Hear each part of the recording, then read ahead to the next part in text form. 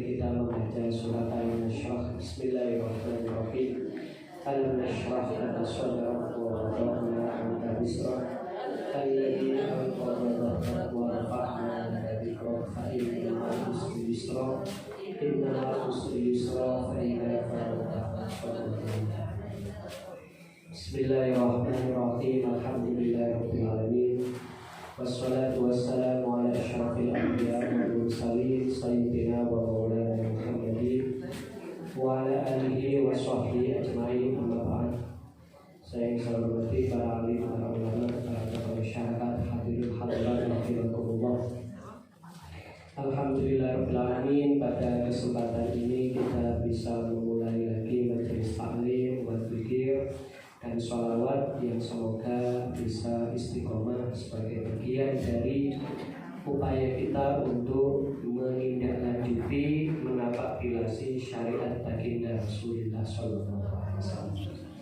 Hadirin rahimakumullah, Rasulullah merupakan figur yang sejak awal didesain sebagai manusia biasa.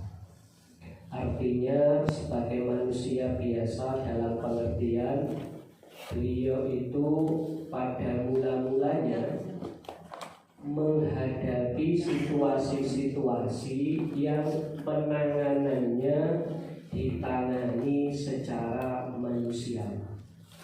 Dulu Rasulullah itu tidak tiba-tiba kaya, beliau ini ya juga bekerja baru dapat penghasilan. Ini manusia sekali, jadi tidak langsung kaya, tapi beliau itu kerja. Demikian halnya ketika Rasulullah itu menghadapi tantangan maupun celaan dan hal-hal yang menyakiti dari kaum musyrik, Allah tidak serta menolong dengan kekuasaannya. Allah itu menolong Rasulullah lewat jalur-jalur manusia. Yaitu Rasulullah itu kalau di rumah punya pelindung. Rasulullah itu kalau di rumah punya pelindung, pendukung, namanya Sayyidah Khadijah. Kalau di luar rumah yang melindungi itu adalah Abu Thalib. Ada dua hikmah. Kenapa kok Abu Thalib? Pertama, Abu Thalib ini adalah paman kandung beliau. Jadi kalau paman seperti Abu Lahab itu bukan paman kandung, hanya sama dari ayah tapi ibu berbeda. Tapi kalau Abu Thalib ini ayah dan ibunya sama seperti Sayyid Abdullah. Makanya nanti ketika sang kakek wafat, yang merawat Rasulullah itu Abu Thalib. Lalu yang kedua, Abu Thalib tetap kafir. Kenapa? Justru dengan tidak masuknya Abu Thalib ini membuat orang-orang kafir tidak berani. Seandainya Abu Thalib itu masuk Islam, bisa jadi akan ada desas-desus atau tuduhan. Kenapa kok Abu Thalib itu membela kemenangannya? Oh maklum, jadi pengikut. Jadi kalau orang jadi pengikut membela yang diikuti kan wajar. Nah ini Abu Thalib tetap kafir tapi membela Rasul. Berarti pembelaannya kepada Rasul ini motivasinya adalah motivasi menjaga keluarga, bukan karena kesamaan agama. Nah ini yang membuat orang-orang kafir itu nggak berani menyakiti Rasulullah. Jadi karena yang melindungi Abu Thalib itu kalau sekarang mungkin posisinya mirip-mirip kayak gubernur atau presiden yang membawahi suku-suku Quraisy ketika itu. Nah, pimpinannya itu Abu Thalib. Ketika Abu Thalib memberikan perlindungan, walaupun yang lain kepingin menyerang, tetap tidak berhasil karena dilindungi oleh ketuanya. Nah sekarang ketika dua pelindung Rasulullah wafat, Sayyidah Khadijah wafat, Abu Thalib wafat. Nah saat itulah Rasulullah mulai dilatih perlindungan khas kerasulan.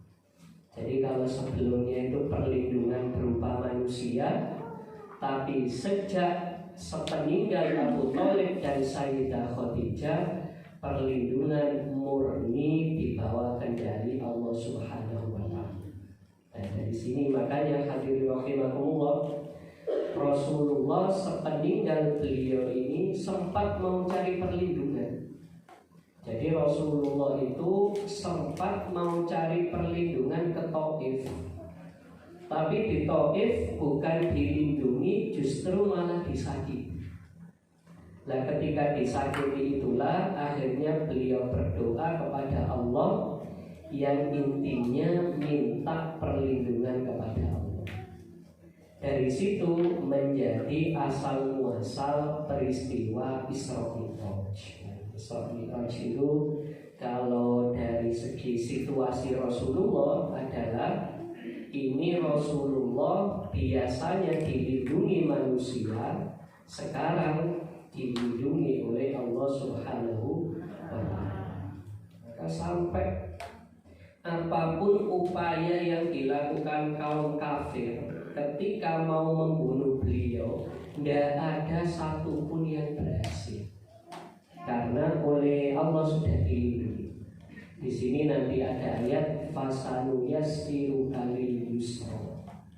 Rasulullah itu dalam menghadapi setiap urusan beliau dipermudah. Jadi kalau Rasulullah punya urusannya itu dipermudah. Beda dengan Nabi Musa. Kalau Nabi Musa itu masih nunggu doa dulu. Wa yassirli amri. Jadi kalau Nabi Musa itu, ya Allah tolong engkau permudah urusan. Tapi kalau Nabi Muhammad tidak. Nabi Muhammad itu setiap ada masalahnya itu langsung dipermudah oleh Allah.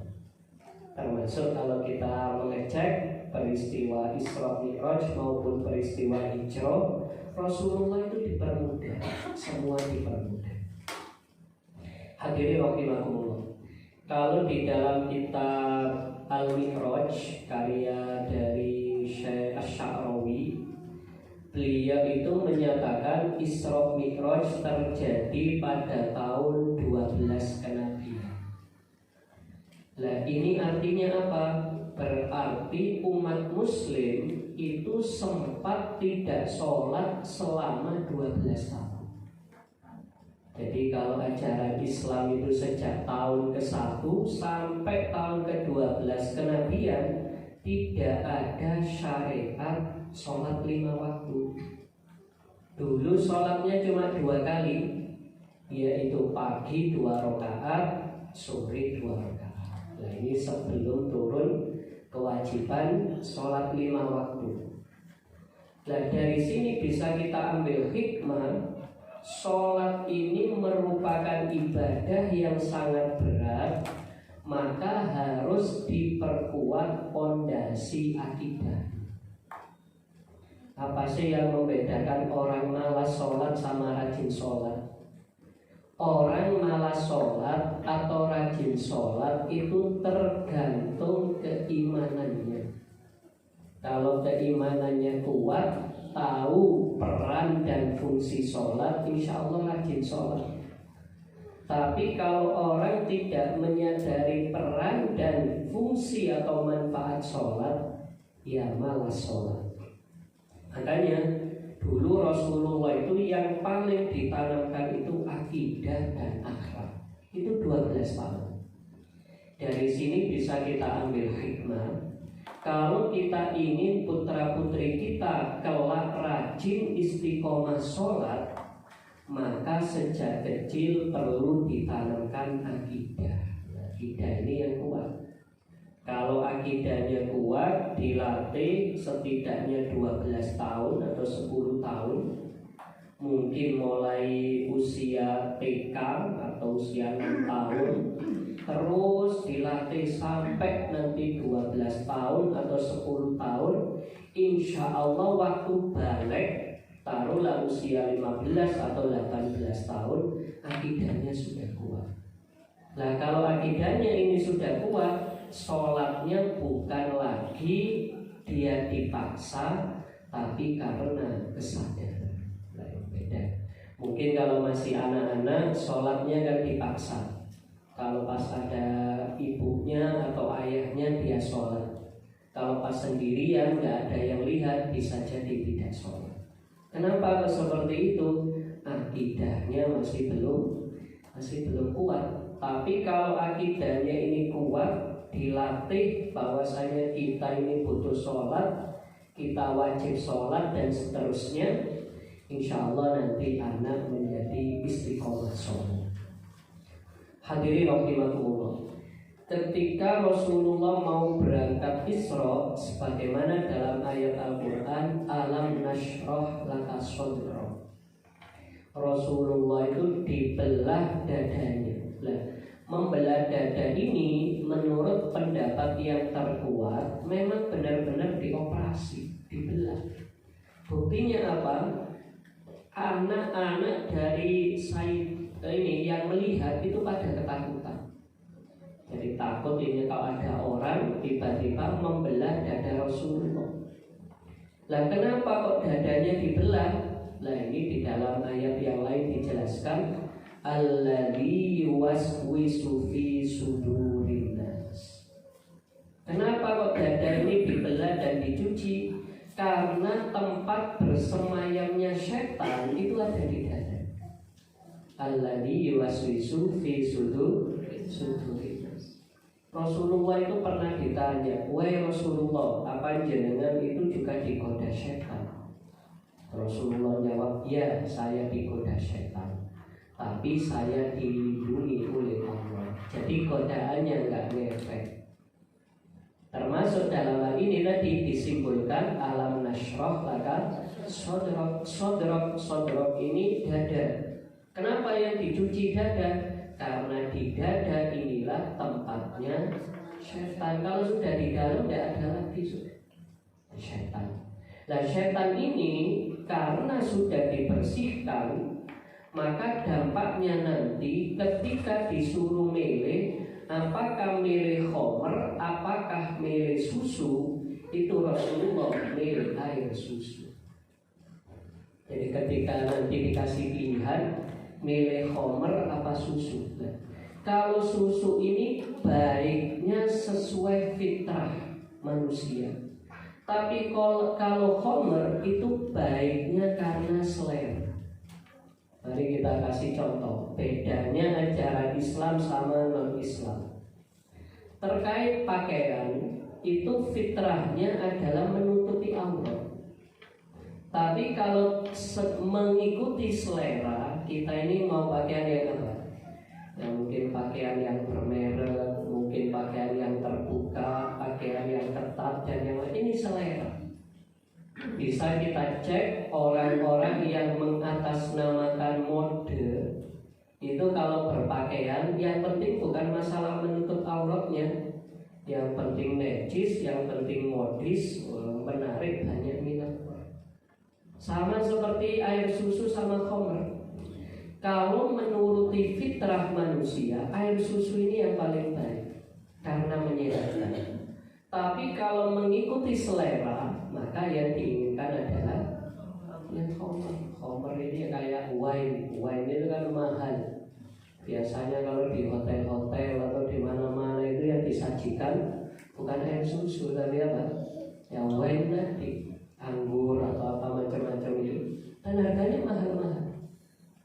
Dan orang-orang yang mengatasnamakan modern dan sebagainya, tentu mereka lebih memilih miras atau khamr tadi dibandingkan air susu. Tapi kita dilatih, kalau kita tidak dikendalikan oleh setan, maka yang dipilih adalah yang sesuai dengan fitrah.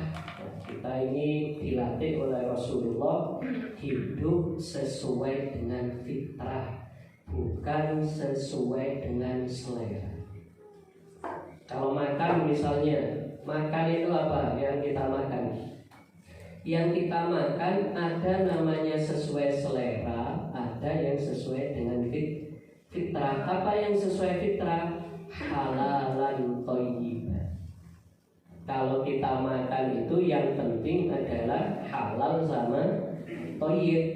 Tapi kalau kita mengedepankan selera, bisa jadi saya mau nyoba wisata kuliner, masakan apa saja, tidak peduli halal haram. Nah ini termasuk selera. Ini yang kita tarik dari hikmah. Hadirin rahimakumullah. Selanjutnya Rasulullah itu dinaikkan buraq dari Masjidil Haram ke Masjidil Aqsa. Kalau menurut catatan sejarah, Masjidil Haram ketika itu nggak layak dipakai sholat. Kenapa nggak layak dipakai sholat? Ketika itu diisi berhala itu kumpul di Masjidil Haram. Sedangkan Masjidil Aqsa tidak ada masjidnya. Dulu Masjidil Aqsa Palestina itu dihancurkan oleh kaisar namanya Kaisar Titus. Itu rusak. Malah di situ itu tempat Masjidil Aqsa itu jadi tempat pembuangan sampah. Berarti kalau kita maknai menurut sejarah, pasti yang dimaksud Masjidil Haram dan Masjidil Aqsa bukan bangunan masjidnya, tapi apa? Fungsi masjidnya. Soalnya menurut sejarah Masjidil Haram isi berhala, Masjidil Aqsa ketika itu masih menjadi tempat sampah, masih berupa puing-puing. Nah di sini bisa dipahami bahwasanya Masjidil Haram, Masjidil Aqsa itu yang penting bukan bangunannya, tapi apa? Fungsinya. Nah ini kita dilatih. Apa fitrah manusia? Fitrah manusia adalah wa ma khalaqtul jinna wal insa illa liya'budun. Nah, fitrah manusia itu jadi hamba Allah. Gimana jadi hamba Allah? Ya cukup berpindah dari satu masjid ke masjid yang lain. Nah, dalam hadis lain disampaikan seluruh bumi Allah itu adalah masjid. Maka segala aktivitas yang mencerminkan ketundukan kepada Allah masuk kategori ibadah. Jadi misalnya jangan waktu di tempat kerja kok jujur saat kerja, yaitu ibadah. Saat di rumah kok menjalankan fungsi sebagai ibu, sebagai istri dan yang lain, lah ini juga menjadi ibadah. Jadi dimanapun kita berada, selama yang dilakukan sesuai dengan panduan syariat, itu masuk kategori minal masjidil haram ilal masjidil aqsa. Ini masuk pengabdian, sudah masuk ibadah. Maka di situ ibadah dalam Islam itu sangatlah luas. Hadirin rahimakumullah. Lalu menurut Ibnu Hajar, kenapa Rasulullah itu kok ke masjid tidak langsung ke langit? Kenapa kok ke masjid tapi ke masjid dulu tidak langsung ke langit? Beliau memberikan ulasan seperti ini. Untuk meyakinkan orang-orang musyrik, maka harus ada contoh yang membuat mereka yakin. Misalnya kalau ada orang ngomong seperti ini, saya tadi itu barusan dari langit, kira-kira kita percaya langsung apa enggak? Nah, pasti nggak percaya. Tapi kalau ada orang ngomong seperti ini, jenengan pernah ke Monas, lalu ada orang ngomong seperti ini, saya tadi ke Monas cukup 1 menit, kira-kira apa responnya kalau jenengan pernah ke Monas? Pasti akan tertarik untuk menguji, benar apa enggak orang ini benar-benar. Saya dulu sudah sering ke Monas, maka apa yang dilakukan? Menguji. Akhirnya orang-orang musyrik itu mengetes, menguji Rasulullah, benar enggak beliau itu ke Masjidil Aqsa? Maka di situ diuji, di sana itu apa saja bangunannya, mungkin seperti apa, ditanya semua. Dan uniknya setiap kali ditanya, Rasulullah jawabnya selalu benar. Lalu jangan sudah paham detailnya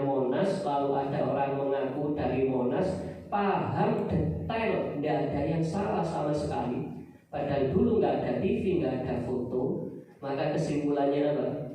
Orang ini benar-benar pernah ke sana.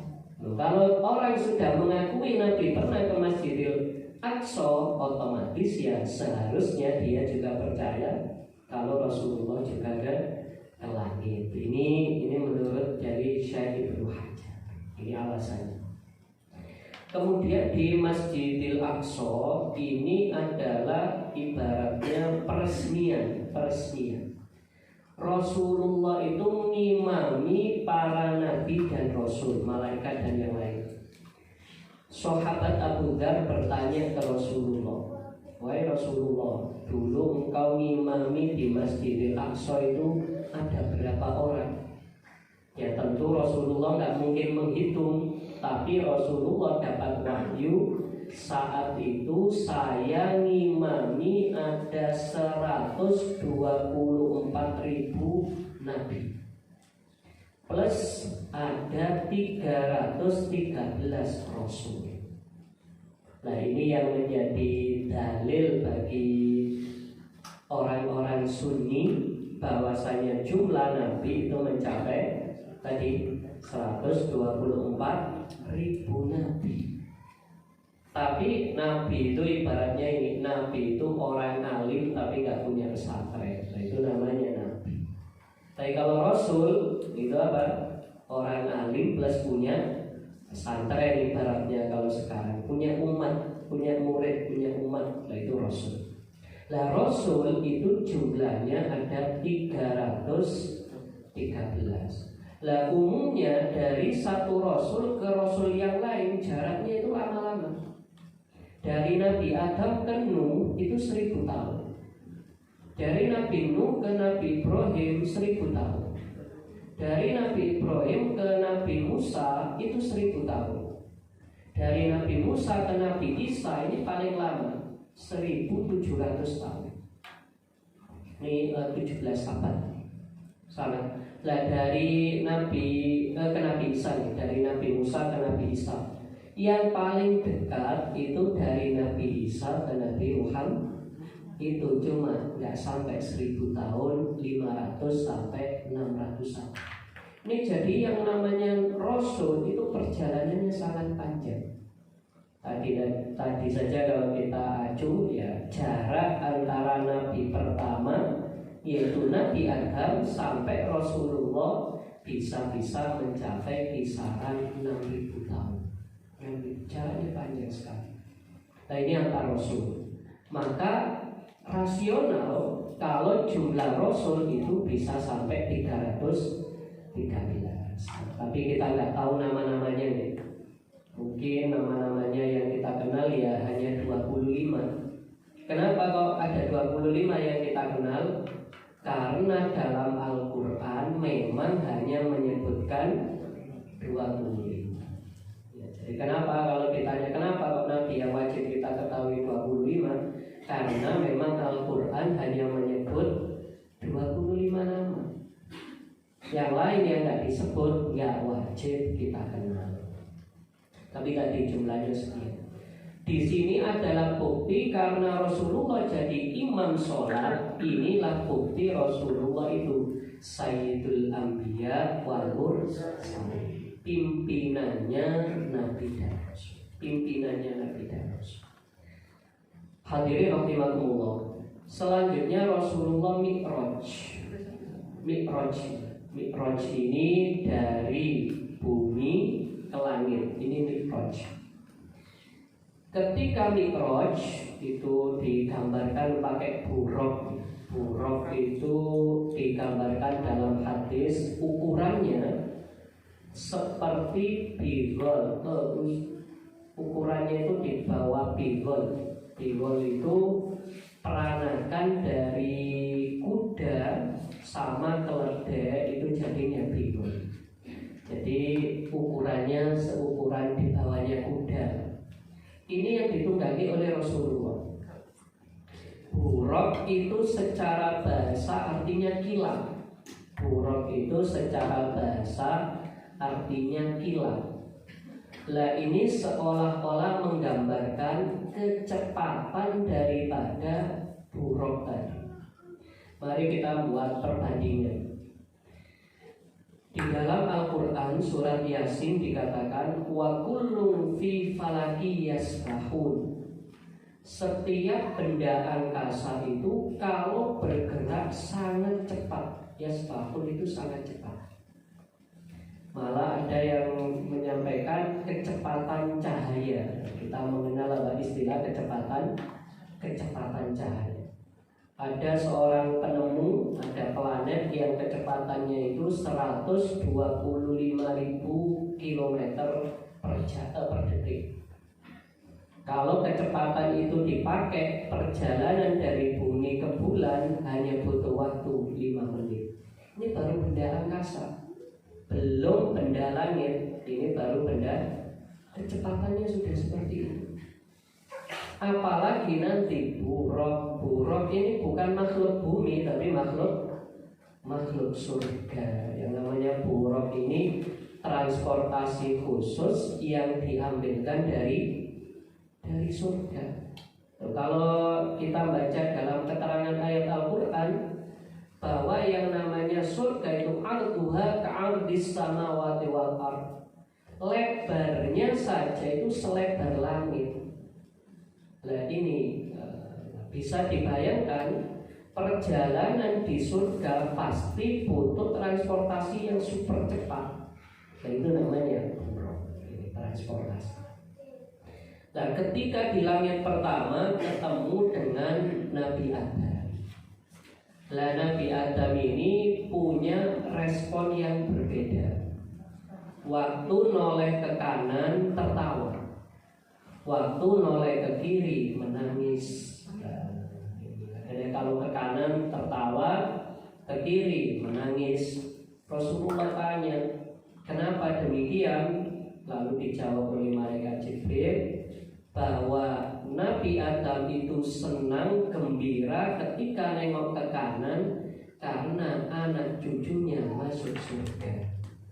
Tapi ketika nengok ke kiri sedih, kenapa? Karena masuk neraka. Lah kita sebagai manusia tinggal pilih. Kita ini mau meneladani Qabil apa Habil. Wa hadainahun najdain.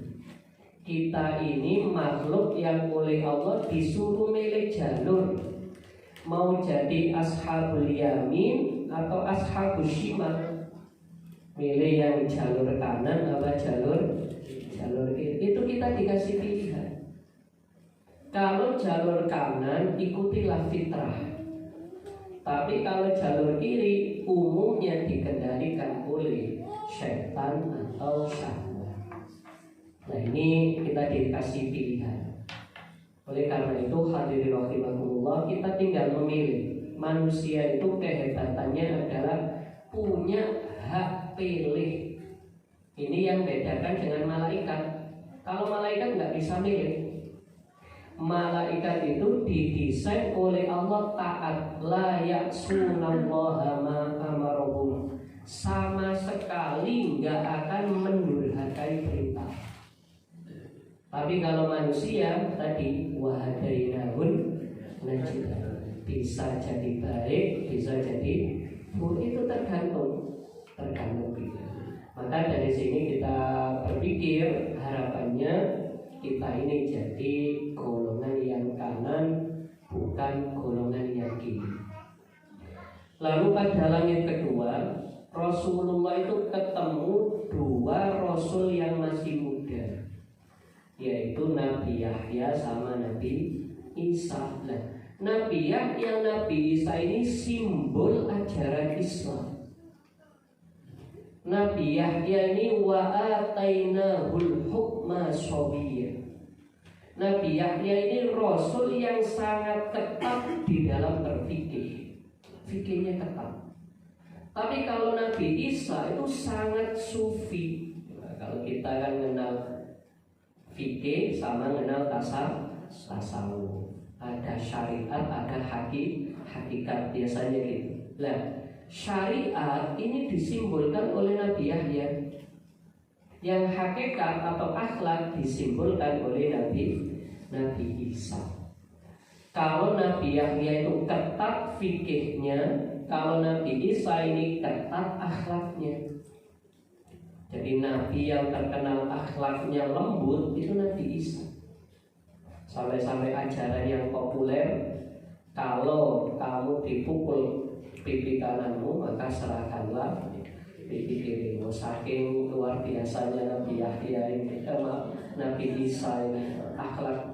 Jadi ketika ada orang komentar lihat bangkai binatang, semua komentar negatif. Ini kok baunya busuk, ini macam-macam.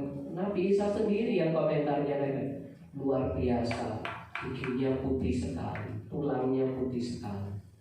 Jadi ketika yang lain menjelek-jelekan bangkai, justru Nabi Isa malah menilai baik bangkai tadi. Ini kehebatan Nabi Isa. Nah, kita sebagai umat Muslim kalau menjalani ajaran Islam ya double tadi, berfikih tapi juga berakhlak. Kalau kita hanya berfikih, misalnya saya laki-laki, kalau sholat boleh pakai celana pendek, boleh saya pakai kaos. Sholat saya pakai kaos, saya taruh sampai sini sah. Kenapa? Sudah menutup. Nah, pertanyaannya apakah berakhlak atau tidak? Sama seperti nanti dengan waktu puasa, apa sih fikirnya puasa? Yang penting nggak makan minum mulai dari fajar sampai maghrib. Tapi kalau misalnya isinya dipakai maksiat, ya sia-sia saja. Sah menurut fikih, tapi tidak dapat pahala karena tidak berakhlak. Nah, akhlak ini terkait urusan pahala juga. Makanya kalau kita menjalankan fikih itu harus dibalut oleh akhlak fikih. Inilah mengapa hadirin rahimakumullah, di dalam setiap fikih pasti ada banyak akhlaknya. Contoh, kalau di dalam tradisi masyarakat kita, kalau kita ikut aturan fikih yang namanya zakat fitrah, itu cukup beras 2,5 kilo atau 2,75 kilo, itu fikih. Tapi dulu para pendahulu kita itu membuat sebuah tradisi, kalau mau kirim zakat fitrah yang paling bagus jangan hanya ngasih beras, kasihlah saren atau uang. Uangnya dimasukkan di dalam beras. Kenapa?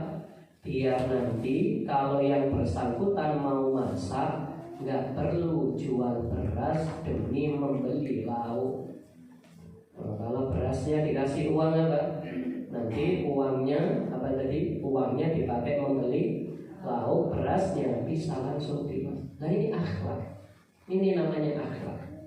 Puasa ada akhlaknya, zakat ada akhlaknya, haji ada akhlaknya, bahkan baca Al-Quran juga ada akhlaknya. Semua ada. Nah, ini kita kalau ingin menjalani Islam, jangan hanya mempelajari fikih, tapi pelajari juga akhlaknya fikih. Ini kalau kita mengajar. Selanjutnya hadirin rahimakumullah, di langit ketiga Rasulullah ini ketemu Nabi Yusuf. Nabi Yusuf ini adalah contoh manusia yang selalu menjadi problem solving bagi masalah. Hidupnya Nabi Yusuf ini kisah yang paling lengkap dalam Quran, itu adalah kisahnya Nabi Yusuf, lengkap mulai dari awal sampai akhir, satu surat full. Surat Yusuf itu kayak kalau kita baca terjemahnya atau artinya kayak kilasan sinetron atau film, mulai dari kecil sampai tua. Ini kalau surat Yusuf. Loh, kalau kita baca mulai dari kecil sampai nanti tua, tidak pernah sepi dari masalah, tapi selalu mampu keluar dari masalah. Nah, ini kan sebuah keterampilan kita. Kita ini pasti hidup laqad khalaqnal insana fi kabad. Sungguh manusia itu hidup dalam rangkaian masalah. Orang kalau kepingin bebas dari masalah, solusinya yang satu, ya meninggal dunia, itu sudah beres mas. Tapi selama masih hidup, jaminan Allah adalah laqad khalaqnal insana fi kabar, selalu punya masalah. Nah, Nabi Yusuf itu kalau kita lacak-lacak, pertama-tama ini terkait masalah sama saudara. Gara-gara iri, maklum ya, aslinya rasional. Nabi Yakub itu kenapa menyayangi Nabi Yusuf itu rasional? Karena Nabi Yusuf baru ditinggalkan oleh ibunya meninggal dunia. Maka Nabi Yakub itu sangat sayang kepada Nabi Yusuf karena statusnya yatim, statusnya piatu. Sedangkan yang lain ini masih punya ibu. Tapi namanya anak, kalau ada yang dianak emaskan, apapun alasannya tetap kecewa. Nah, ekspresi kekecewaan tadi ditampilkan dengan hasud yang ingin menyingkirkan Nabi Yusuf. Untungnya saudara-saudara Nabi Yusuf ini tetap orang soleh. Jadi ibaratnya itu nggak sampai nyantet atau membunuh, nggak, hanya apa?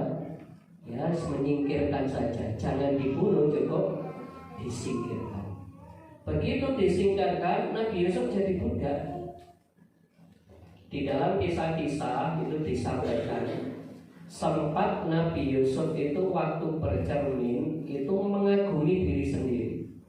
Aduh, saya ini kok tampan sekali, kalau saya ini jadi budak pasti harganya mahal.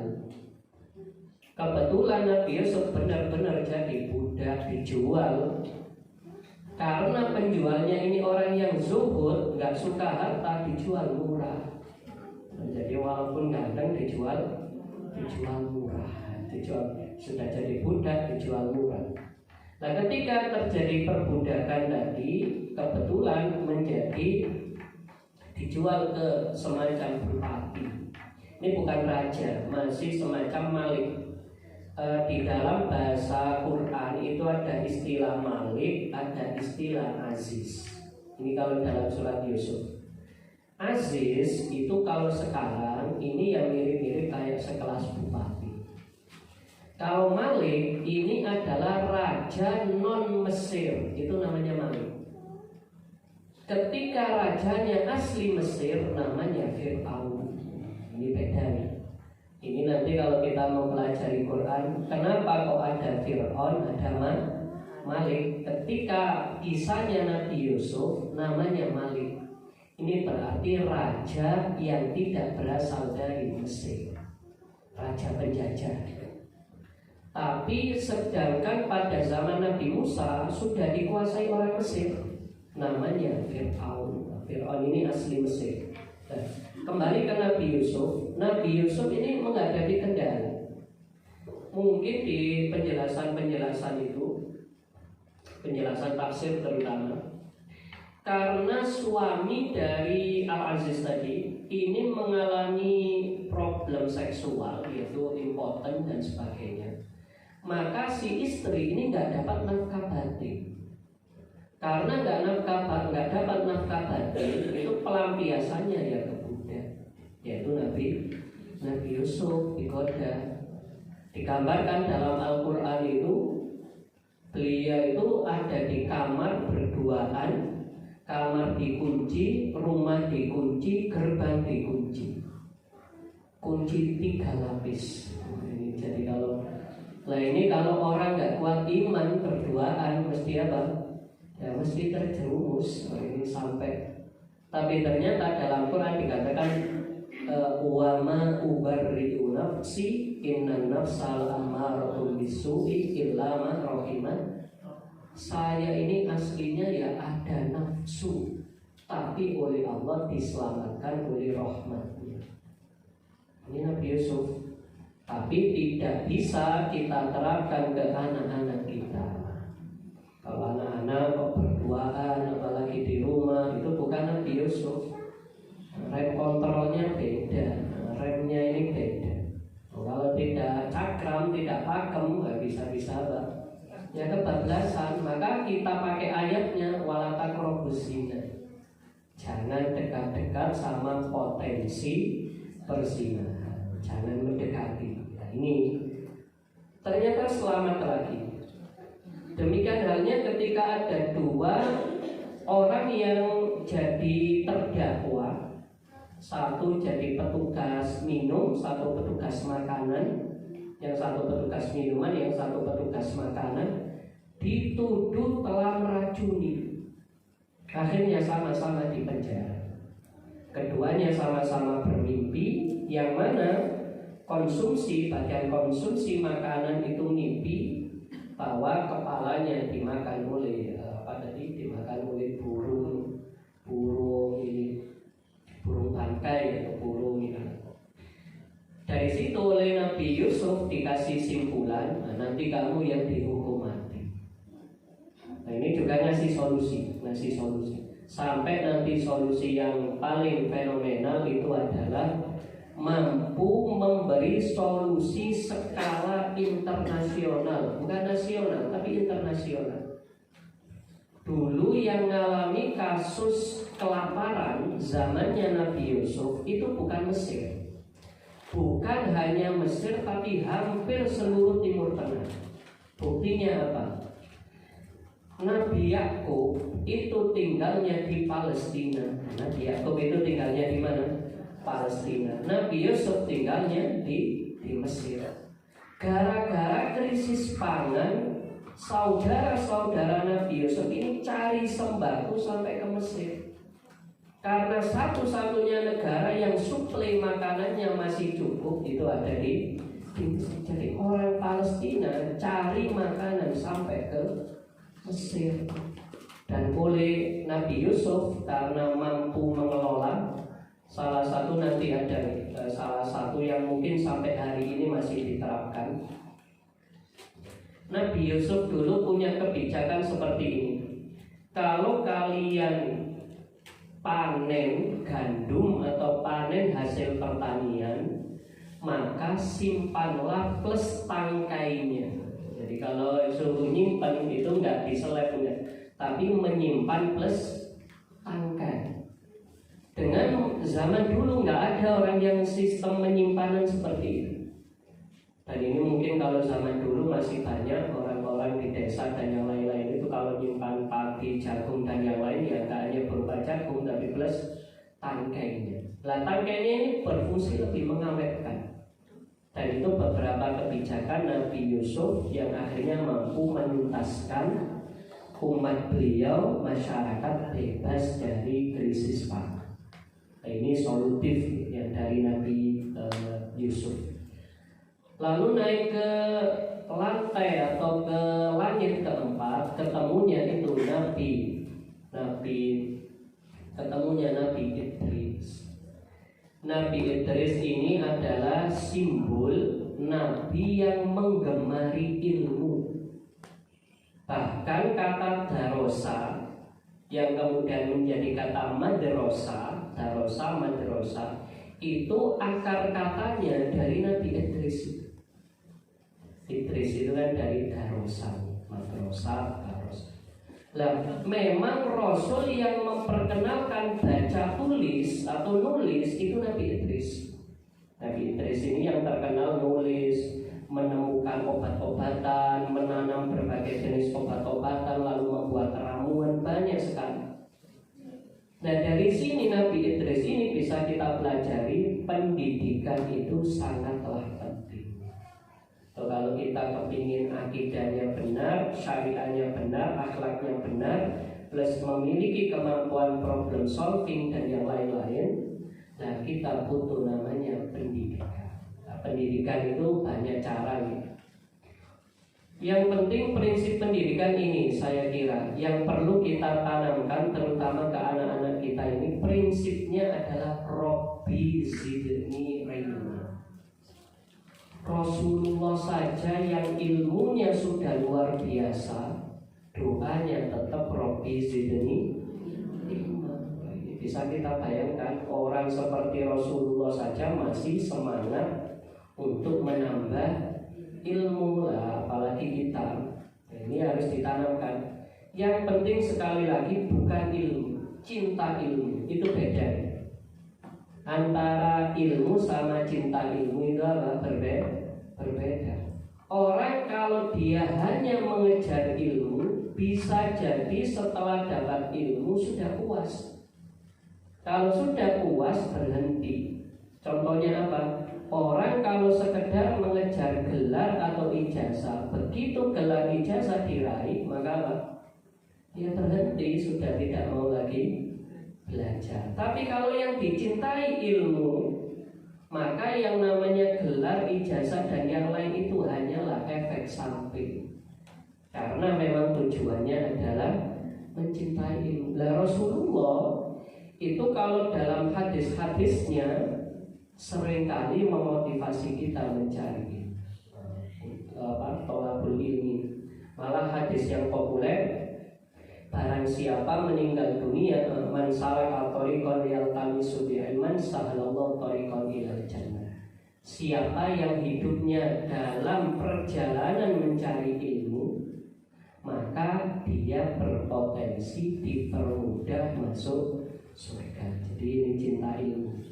Hadirin rahimakumullah. Lalu pada langit kelima ketemu dengan Nabi Harun. Nabi Harun ini adalah simbol dari nabi yang punya keterampilan komunikasi. Dalam Al-Quran dikatakan huwa afsahu minni lisan. Jadi yang pandai berbicara itu Nabi Harun. Dari sini kalau kita mau ambil hikmah, salah satu yang perlu kita latihkan kepada putra-putri kita ini adalah keterampilan menyampaikan gagasan atau ide-ide. Kemampuan tadi.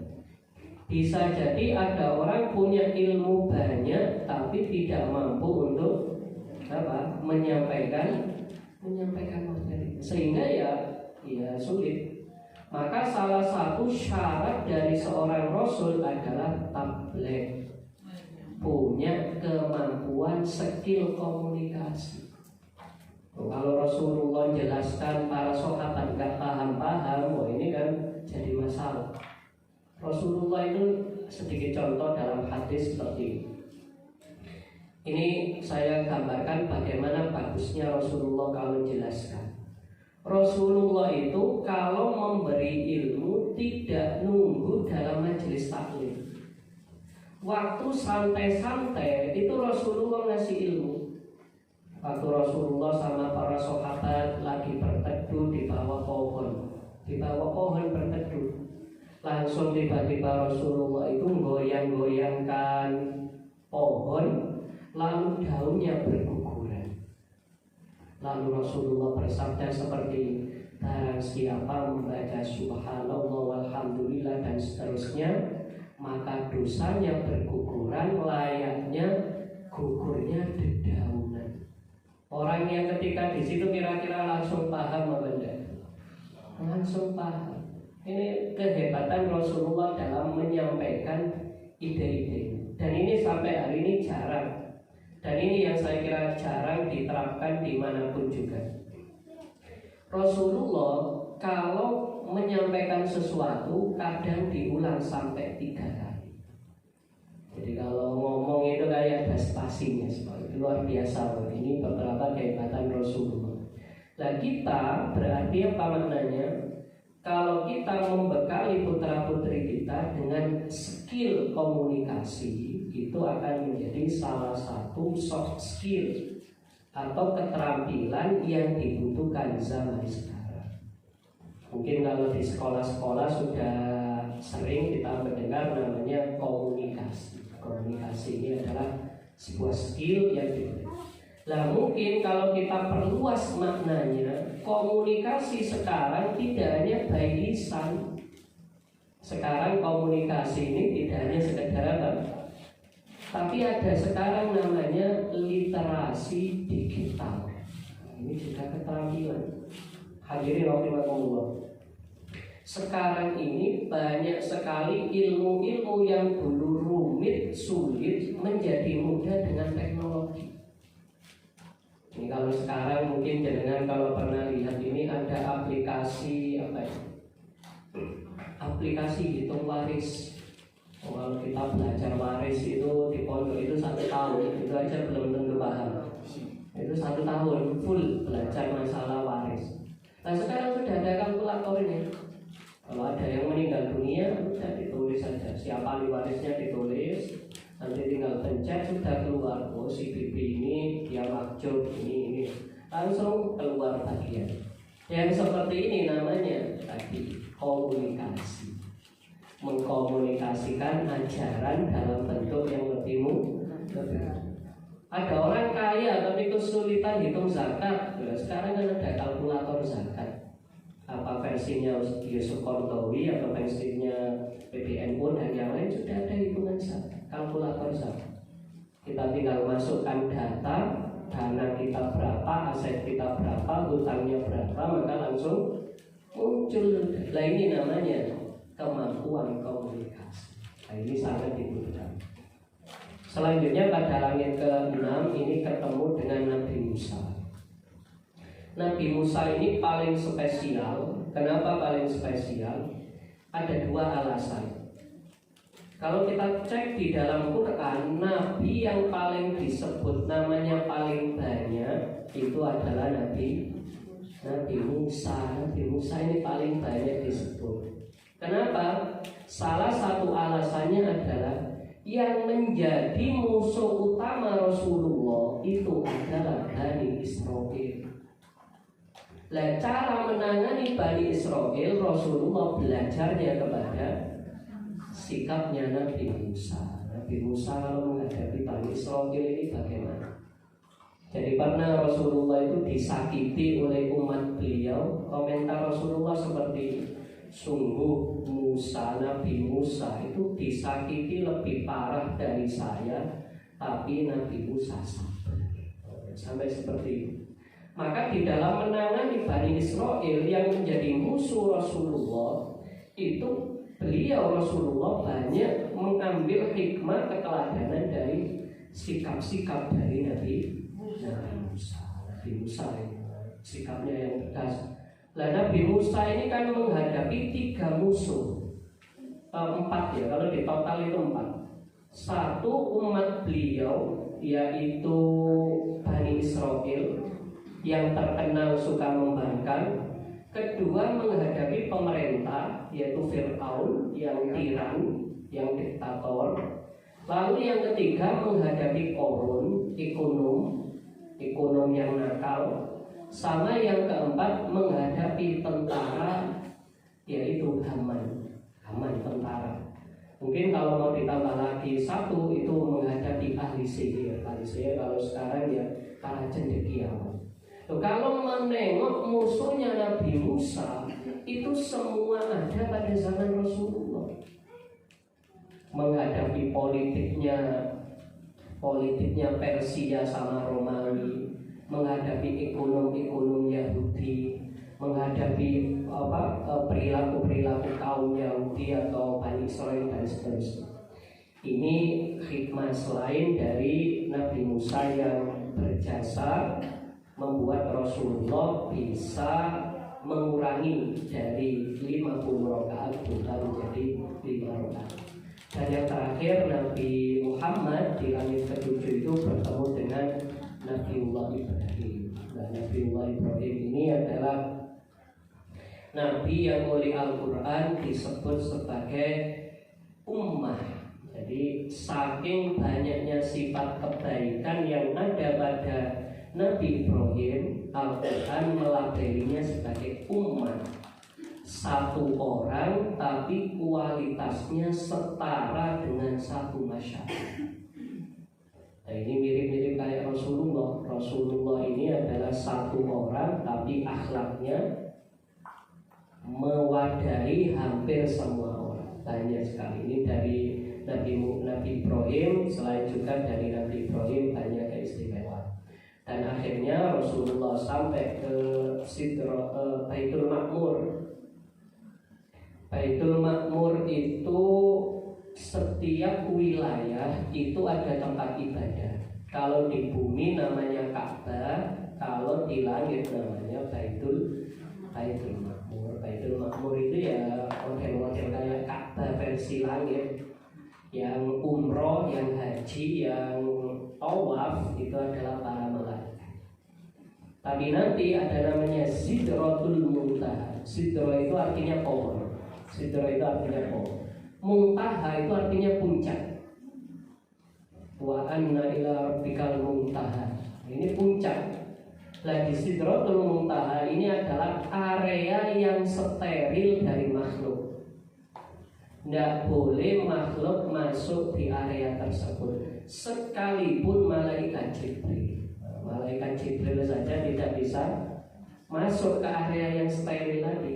Satu-satunya yang diizinkan adalah baginda Rasulullah Shallallahu Alaihi Wasallam. Ini Rasulullah ini yang sampai ke Sidratul Muntaha, menjumpai Allah secara langsung, yang di dalam hadis dikatakan saya melihat Allah dengan hati. Ya, kalau dalam hadis nih Rasulullah itu melihat Allah bukan dengan mata kepala tapi pakai mata hati. Ya, kita nggak bisa bayangkan seperti apa, tapi di dalam hadis digambarkan seperti tadi, aku melihat Allah 2 kali, yaitu dengan bifuadi, pakai hati nurani.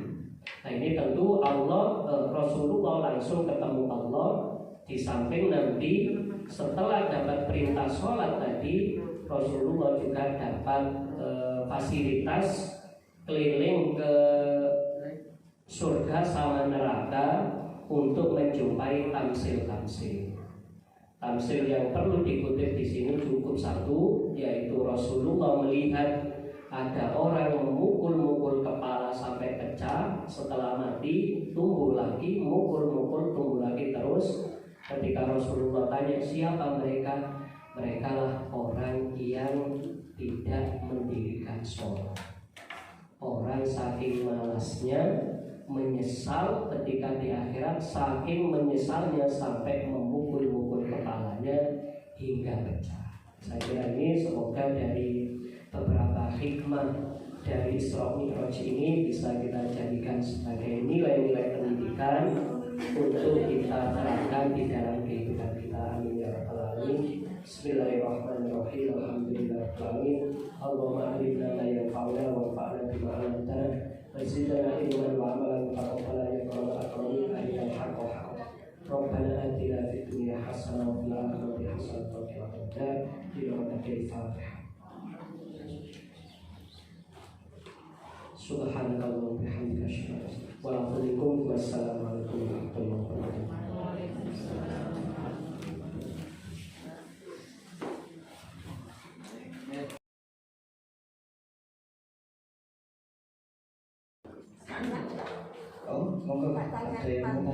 Tanya masalah Nabi Yahya ya. Apa betul saya pernah dengar katanya Nabi Yahya ya itu ada putri raja Romawi yang menikahi dia tapi tidak disambut. Akhirnya raja itu minta darahnya Nabi Yahya korban. Mungkin yang pernah saya baca dalam Qasasul Anbiya, kisah para nabi itu, raja itu menikahi kemenakannya sendiri. Raja sedangkan menurut fikih tidak boleh menikahi kemenakan. Ini kok kemenakan kok dinikahi sendiri? Karena raja memaksakan harus diizinkan, sedangkan Nabi Yahya bersikukuh nggak mau mengizinkan, ya sudah dibunuh saja yang nggak mengizinkan. Jadi seperti itu. Kalau untuk masalah cinta itu tidak. Kalau Nabi Yahya ini cenderung pribadi yang tadi menjauhi relasi dengan lawan jenis.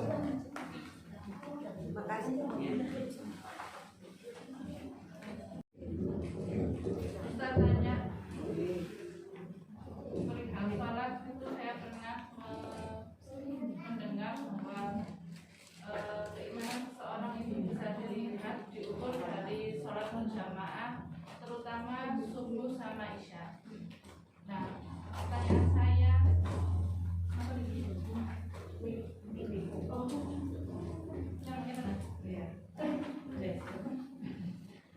pertanyaan saya kan ada beberapa teman yang sering berkata bahwa suaminya itu belum melaksanakan sholat dengan sempurna, sedangkan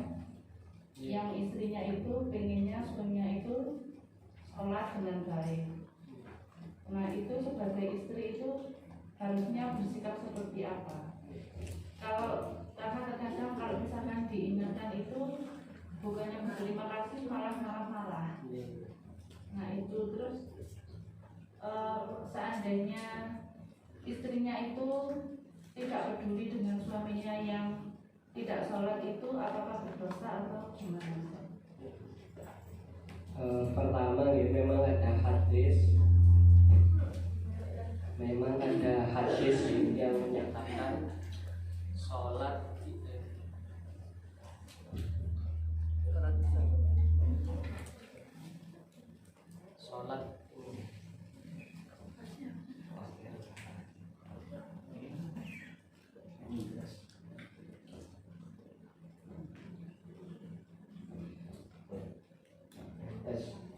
jadi memang kalau dalam hadis disampaikan sholat yang paling berat bagi orang munafik itu isya sama subuh. Itu ada hadisnya, bukan pertanda baik tidaknya.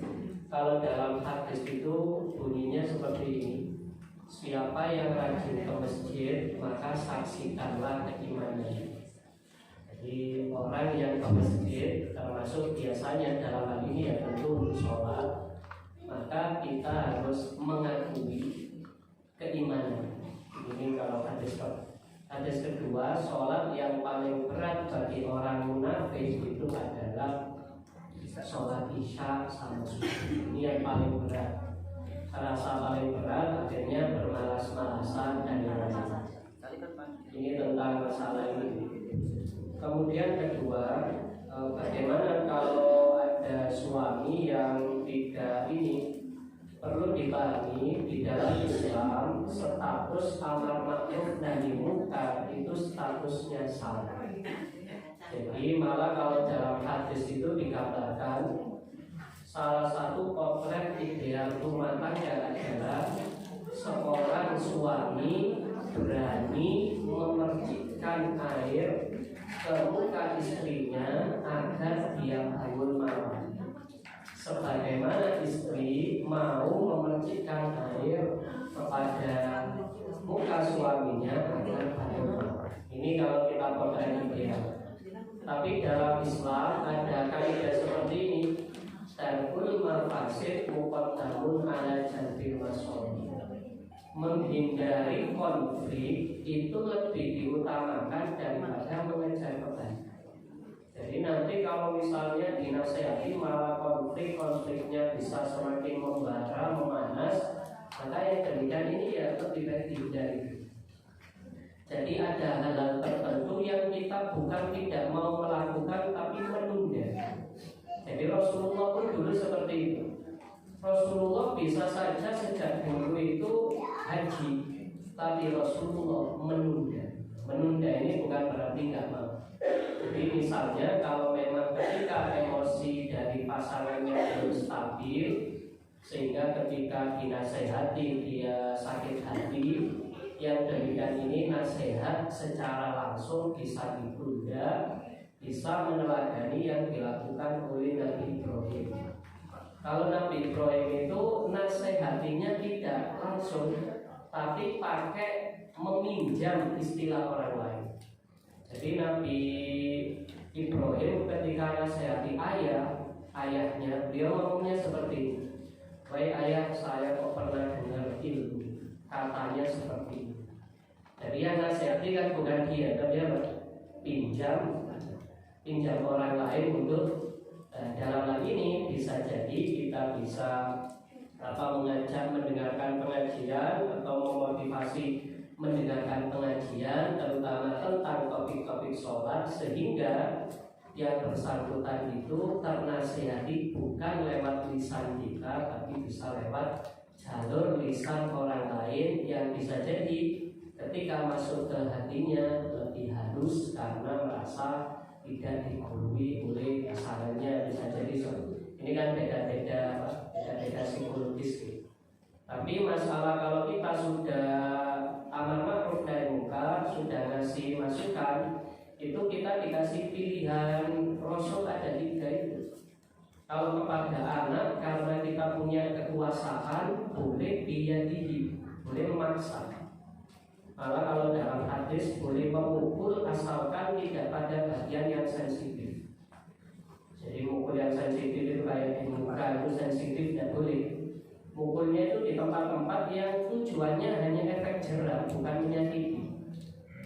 Jadi kayak mukul tujuannya bukan mencederai tapi efek jerah saja. Ini anak boleh dipaksa seperti itu. Ini berarti pakai diadili.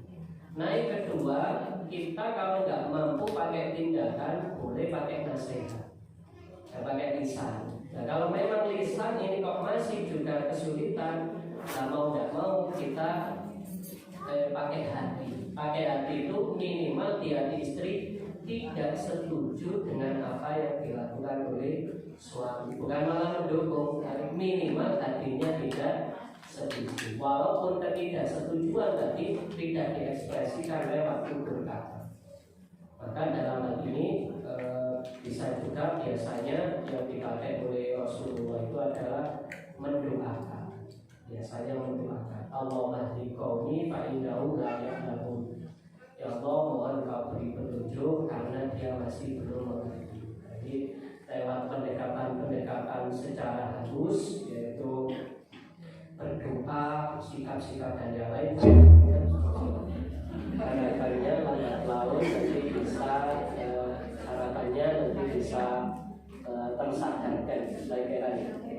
Insya Allah sudah lepas dari tanggung jawab ya, kalau kita sudah memberikan nasihat atau masih tetap.